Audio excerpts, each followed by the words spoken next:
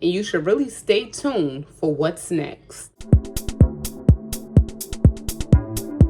You see exactly what's going on. Someone did mention medications coming in at even with tomatoes. This is not usual. I mean, I know we be low over here in my parts of New Jersey, but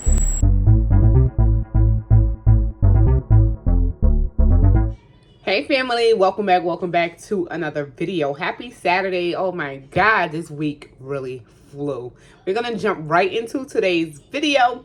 This is Shauna, and I'm officially checking in over here at Moments with Us. You guys check in, let us know where you're watching from and how you are doing. All right, family. So yes, today is Saturday. Welcome along to our news, comments, and reports. So we're gonna go ahead and dig in and see what's going on around the globe.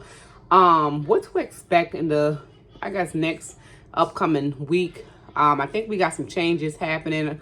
I'm gonna refer back to my notes. So you guys definitely stay tuned. If I don't discuss the changes now, I would discuss the changes before the kids go back to school. So definitely, and this is why we got the changes coming up. So stay along. Let's jump right into today's video. Hopefully you all are doing well. Hopefully that storm have passed by now. And if not, let us know what's happening in your area with the weather.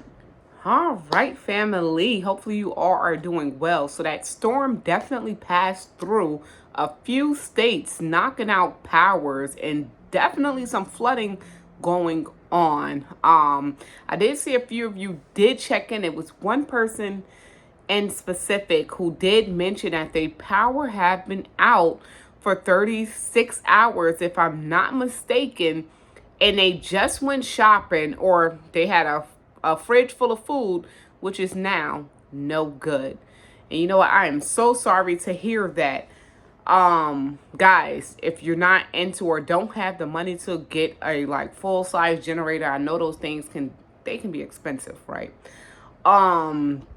They have payment plan options, but with today's world, we're not able to fit certain things into our budget regardless. But if you can invest in the smallest generator, you know, just to even keep your refrigerator running, that's something definitely to look at.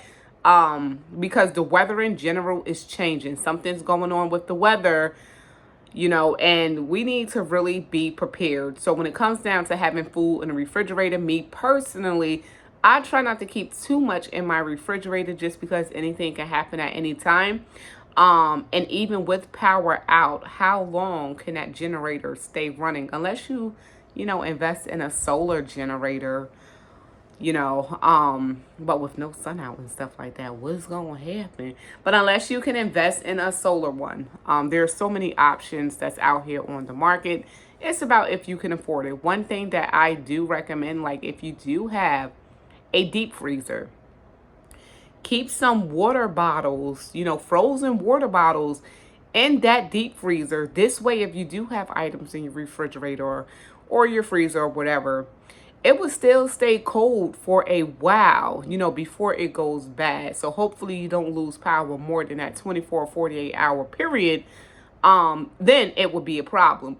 But to keep things from going bad, keeping those jugs or whatever, have a side, you know, you're going to, you know, have that side for those frozen jugs or water bottles, however it is that you want to do it, you know, just to keep items cool. And if you don't want to take up too much space for jugs, I highly recommend investing in gallon-sized Ziploc bags. This way, when you freeze the water, the Ziploc bags will lay flat. And then, you know, you can take those out. You can layer, you know, a certain amount of food in between those Ziploc bags of now ice versus having those jugs in your freezer. Definitely an option. So before your food go bad, go get your Ziploc bags, fill it up with water, throw it in your deep freezer if you have one. If you don't have one, it still works for your regular freezer as well. You might not be able to save as much food as you want to save, but at least you'll be saving some items. But it definitely did a lot of damage in certain areas. So check in. The only thing that we have been getting here in New Jersey, As mentioned in one of the other videos, it's crazy thunderstorms, and we have been getting heavy rainfall. So certain parts of my area was flooded. I mean, not extreme flooding to the point people had to evacuate, but we was issued a state of emergency, just like a bunch of other states was issued that state of emergency. But I was still out on the road, and it was not really crazy, at least in my part of New Jersey. I hear some states had to evacuate. So definitely check in. Let us know, what's going on in your area. And as I mentioned, how you're doing. And that is pretty much it pertaining to that storm. We're going to continue to keep, families in our prayers that did lose stuff. It's a lot. We work hard for our stuff, right? And when it comes down to food, with food being so expensive and our everyday supplies, power out, things going bad, man, you think about, is it going, how can you replace these items now? So definitely check in. Another reason why we need to prepare and stay ahead of the game. So there's a possibility of a strike coming up over on the ports if a new contract is not agreed upon by September 30th. So the current contract for the East and Gulf Coast courts definitely is about to expire, I believe, on September 30th. So talks of that new contract have stalled, and now they're talking about going on strike.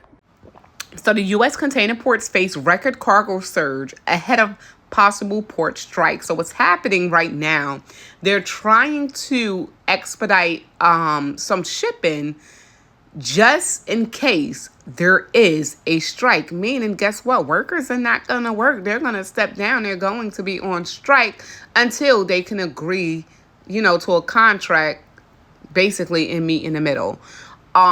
Because workers got to get what they want and what they need in order to survive. But it's obviously not happening. So a monthly inbound cargo volume at major U.S. container ports is expected to approach record levels as retailers expedite shipments ahead of a potential strike at East and Gulf Coast ports, the National Retail Federation announced on Thursday. So retailers, they are concerned by the possibility of a strike at ports on the East and Gulf Coast because of contract talks have stalled, you guys. So definitely something to look at as the date near September 30th. So the contract between the International Longshoremen Association and the United States Alliance covering East Coast and Gulf Coast ports is set to expire, yes, on September 30th, with negotiation at an impasse.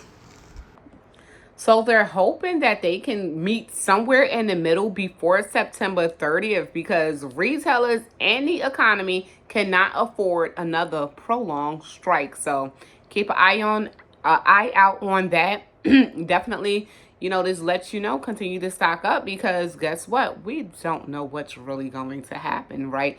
And guess what else is around the corner? Elections. November is coming up. Before we know it. Where we at? We in August? And August is going to fly by. September, October, November. There we are. So definitely watch out. Continue to prep. Continue to pray. Keep your faith. And do what you can do while you can do it. And I'm always going to say it because you only can do what you can do. And that's that. Sometimes we come across these articles and it's something that's, to me, is very alarming. So major U.S. banks, including Wells Fargo, closed 33 branches in just 2 weeks. 2 weeks. That's it. That's all it took. 33 branches. So national banks closed more than 30 branches in just 2 weeks last month. So Chase, Bank of America, PNC, and other national banks collectively closed 33 locations between July 14th and July 28th. We're not going to even jump into all of that, but we're going to skip right to this part. The worst hit state was Florida, which lost 4 locations, while Ohio, Virginia, and Texas lost 3. So Bank of America closed 11 branches in 2 weeks. PNC and Chase each closed 7 in the same period. PNC and Chase closed 7 locations in the same period as well. So watch out for the banks that shuttering. One moment is down the block. The next moment, you'll be traveling to the next city to visit your nearest bank. So yes, if you don't know, now you know. We have been having a major issue with food recalls in the U.S. since 2020. So now they're saying is unattended allergens being found in food that's causing serious issues. And if you want to know the leading causes of food recalls across the U.S., well, it's finally been revealed. So Trace One did find the leading cause of food recalls conducted by the US FDA in food safety inspection over the past 4 years. Hundreds of food recalls are made every year by health authorities when manufacturers break federal regulations that could result in hazards to American consumers. And here's what Trace One found. They found that the most common reasons for food recalls are unattended allergens being present in products and contamination with harmful bacteria and or viruses. According to Trace One, allergen contamination was responsible for almost 40% of recalls issued by both governing bodies between 2020 and 2024. Wow. So the 9 major allergens they're saying, which are peanuts, wheat, milk, tree nuts, soy, egg, shellfish, fish, and sesame, which are all required by law to be marked on the products, which we do see. I have something here, which we do see on products. It typically will say, well, this product contains soy, or this product may contain wheat, may contain fish, may contain peanuts, something that some people are severely allergic to, and they can have a bad allergic reaction or possibly even die by consumption of these products. So bacterial contamination, such as recalls for the presence of salmonella or E. coli and listeria, is the second most common reason for recalls, accounting for 21% of withdrawals. That's what they're saying. So foodborne disease can be quite serious, even deadly. So the challenge is that pathogens responsible for foodborne illnesses are all naturally occurring, they're saying. So salmonella and E. coli, for example, can be found in the gut biome of chickens and cattle. Chronobacter and listeria are even more present. They can be found in soil and fields, so they're easily tracked from one environment to another. So when recalls are being recalled, when items are being recalled, why does it take so long? Isn't this stuff tested before it's even distributed? I don't know, y'all. I don't know. To me, it's something literally fishy here. So other reasons for product recalls can include the presence of foreign objects, such as small pieces of plastic or metal, which accounted for 11.6% of recalls issued between 2020 and 2024. Mislabeling is also relatively common. Believe it or not, recalls are more common, as they mentioned the dates from 2020 to now, 2024, than it's ever been before. But why? So Mayor Adams was attempting to stop buses of migrants from arriving in NYC, rejected by state Supreme Court. So NYC will still continue to be flooded with migrants. So these items are actually still on the market. So a while back, Quaker had this big recall. They shut down the factory and everything. But it's still here on the market. So pesticide linked to reproductive issues found in Cheerios, Quaker Oats, and other oat-based foods. So the pesticide called chloride, which is approved and being used in food crops in the UK, EU, and Canada, and its use is now on the rise in the U.S. This is despite the findings. One second, y'all. This is despite the findings in animal studies that the chemical lowers fertility, y'all. So it does lower fertility and testosterone, and it disrupts the reproductive process and can even harm the developing fetus. So, yeah, Quaker Oats, what is going on? But Quaker Oats been out for years, and Quaker Oats been out forever, since before I was born. And people love them a good bowl of Quaker Oats oatmeal. And then in the future, they were saying, especially amongst the African American community, people having fertility issues. Who knew that it can possibly be linked to Quaker Oats? Who knew? But hey, that's what's going on.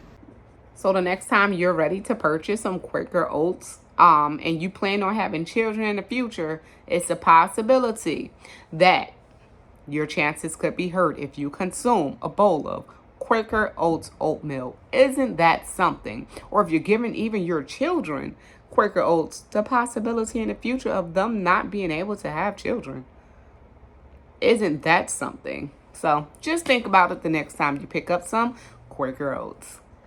So now when it comes down to produce at Walmart, here's what someone had to share. They said, I was at Walmart and all these tomatoes look exactly the same. Same size, same stem.